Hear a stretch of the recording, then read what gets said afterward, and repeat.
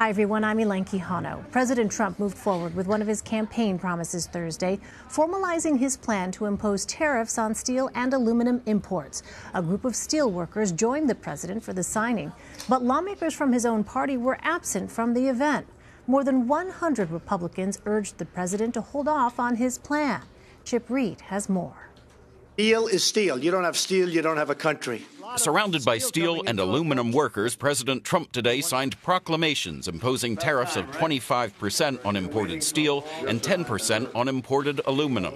Canada and Mexico will be temporarily exempted, depending on a favorable outcome of the renegotiation of NAFTA. The move will make foreign steel and aluminum more expensive and, the president argues, lead to a revival of those two struggling American industries. Aluminum and steel are the backbone of our nation. They're the bedrock of our defense industrial base. But while there are about 140,000 American steelworkers who could benefit from the tariffs, there are 6.5 million workers in U.S. industries that buy steel that could be harmed. It's stupid policy. But Nebraska Republican Senator Ben Sasse on CBS This Morning.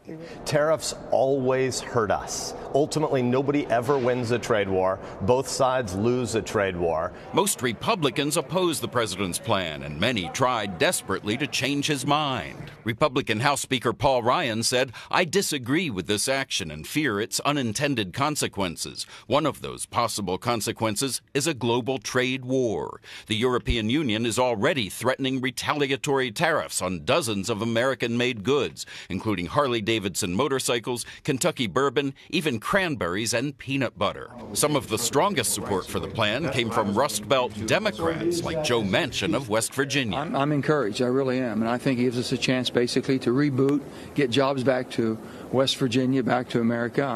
I'm excited about that. Joining me now is CBS News business analyst Jill Schlesinger. All right, so Jill, how are these tariffs going to affect the price of goods like peanut butter, bourbon, orange juice, cars? You know, this is all maybes, so let's make sure we have that caveat. The first line here is that prices could go up for things that use imported steel or imported aluminum. So what do you think of first? You think of a car. You might think of even a construction project that could go up.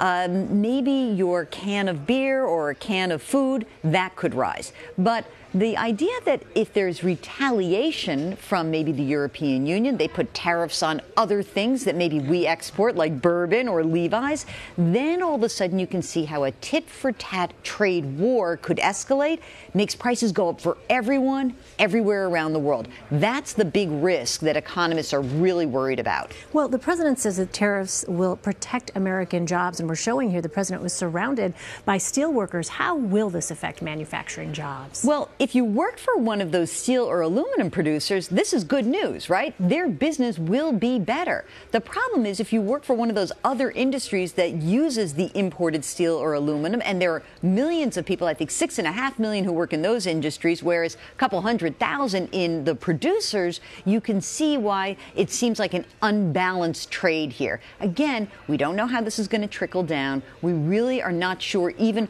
which countries are going to be exempt. We found out today that we could see Canada and Mexico will be exempt for a while, maybe Australia, but this is now going to be on a country-by-country basis. I presume it's all going to go to the World Trade Organization, where they're going to try to adjudicate this to avoid any big problems. What about the argument that these tariffs were needed because deals like NAFTA actually reduced the number of jobs in the U.S.? You know, I have to say that NAFTA 20 years later is definitely under scrutiny, and there's no doubt about that.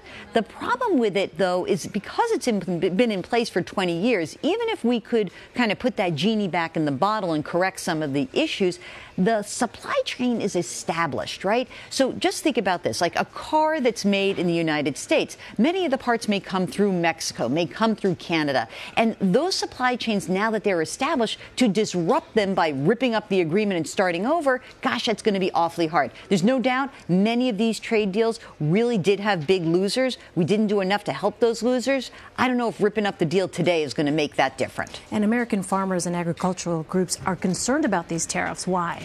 Well, this is the weird part, because if we start to slap a tariff on imported steel or aluminum or a solar panel, maybe other countries are going to say, well, let's look at what the United States exports. Hey, they export a lot of food. Maybe it's soybeans and maybe it's wheat, and they'll try to put a tariff on the stuff that we export to the rest of the world. That's why the agricultural industry is so up in arms. They're really scared because it is a very direct way to hit the Americans who are exporting goods. How do you see this playing out on Wall Street in the days to come? Well, you know, it's interesting because we had Gary Cohn resign from the White House, right? And that really freaked out a lot of people. They thought Gary Cohn was the guy who was going to sort of fight against these protectionist tendencies.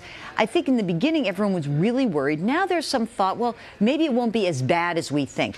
But, you know, like this big nor'easter, there can be unintended consequences. Maybe the storm isn't as bad, but if you can't get on your flight, then it's bad. Maybe the storm isn't so bad, except that if you just can't get to work, you lose a day of work. And so what we don't know is what the ultimate ramifications will be of this. It could be truncated. Maybe this won't be so bad. But trade wars are unequivocally terrible for economies. So if it gets to that level, that's what we have to protect against. All right, we'll keep watching it. Jill Schlesinger, thanks so much, Jill. Sure.